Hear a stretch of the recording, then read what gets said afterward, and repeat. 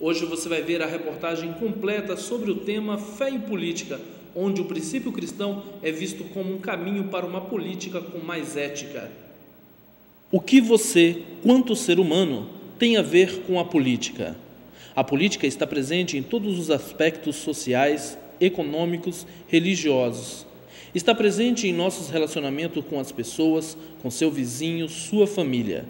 A criança, quando chora com fome, por exemplo, é uma manifestação política onde ela está reivindicando, através do choro, o seu pão de cada dia. A política transcende até mesmo as religiões, seja ela qual for, pois a relação entre homem e Deus se dá através da política da fé, que é inerente a todas as denominações religiosas.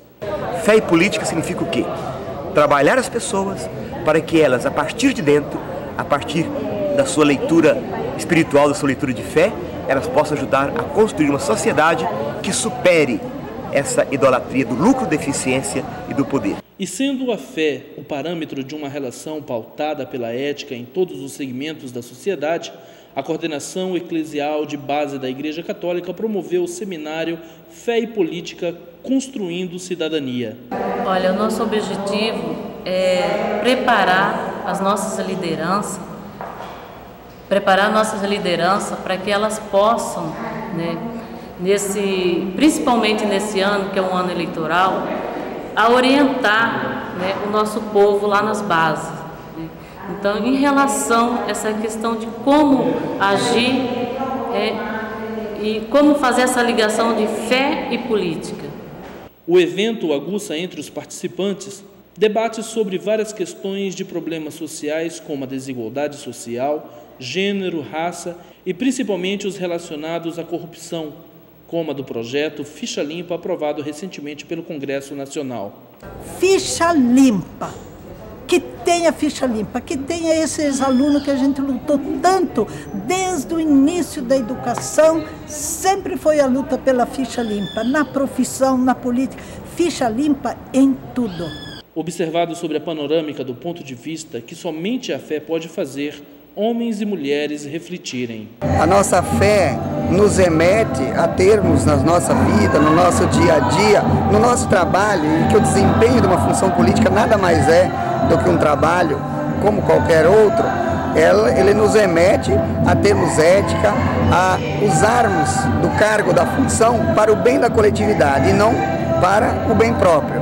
E o que a gente vê comumente na política é a utilização dos privilégios, do cargo público em benefício próprio, nas mais diversas formas em que nós vemos a corrupção acontecendo entre os agentes públicos e principalmente nos agentes políticos.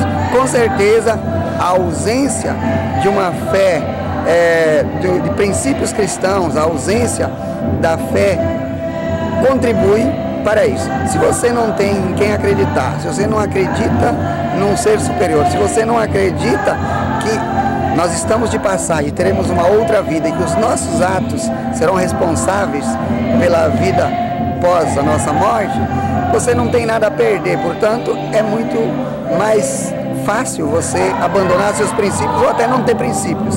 Então, a fé nos leva a termos princípios nas nossas ações políticas e com certeza teríamos um menor índice de corrupção e não só na política, é até mesmo no envolvimento com a criminalidade de uma forma geral, em atos ilícitos. No dia a dia a corrupção ela está muito presente, nas relações comerciais, nas relações do dia a dia e que ela com certeza tem muito a ver também com a falta de fé, com a falta da vivência, da interação das pessoas com aquilo que preconiza a ética, que preconiza a fé cristã. O encontro foi marcado pela expressão e liberdade de manifestações culturais e populares que emocionou a todos os participantes.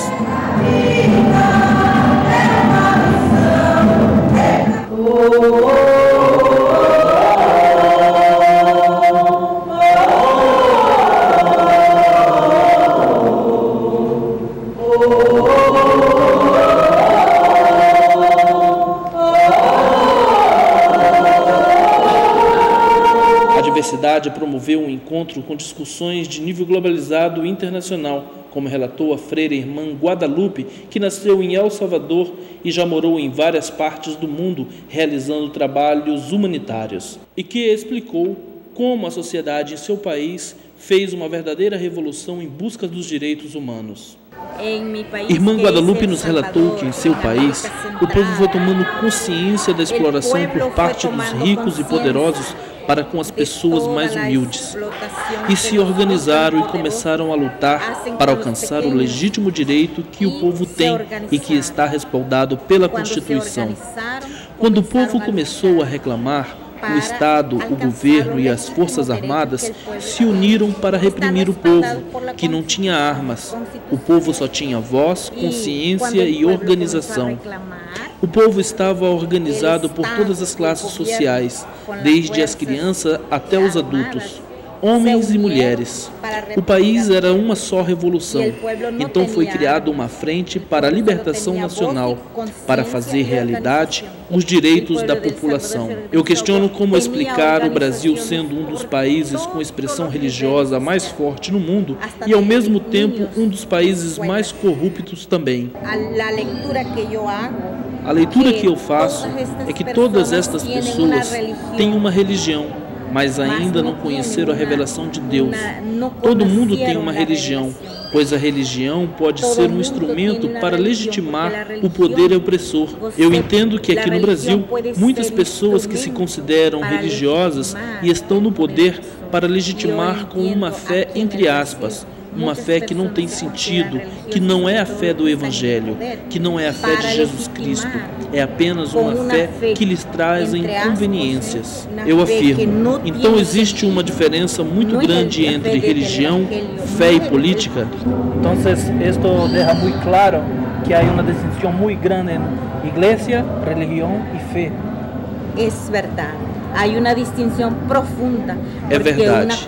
Existe uma diferença profunda. Uma coisa é religião, outra coisa é a fé.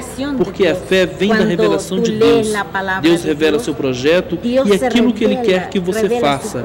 E religião é somente normas a cumprir para que aquele Estado permaneça tal qual está, para não incomodar a ninguém. O seminário teve por objetivo contribuir para a formação de cidadãos mais conscientes de seus direitos e deveres, com capacidade de usar o seu voto como instrumento de democracia e igualdade, fazendo assim nascer uma gente nova, sementes de uma nova nação.